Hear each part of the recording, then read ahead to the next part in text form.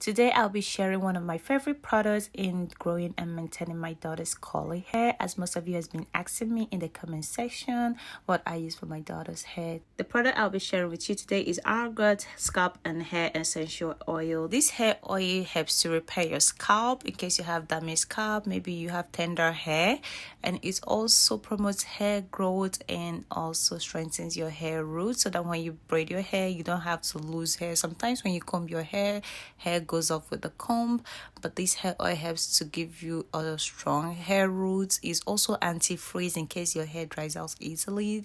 It's ideal for it. Also, one of the things I like about the hair oil is that it has a very nice appealing smell. Like, it's not the regular essential oil smell. It has a good smell that gives you that fresh hair feeling.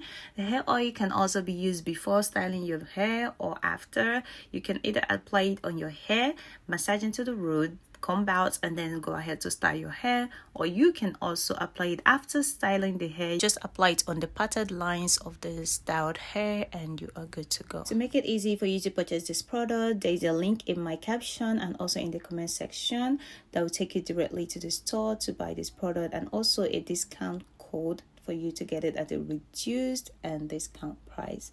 Thank you for watching.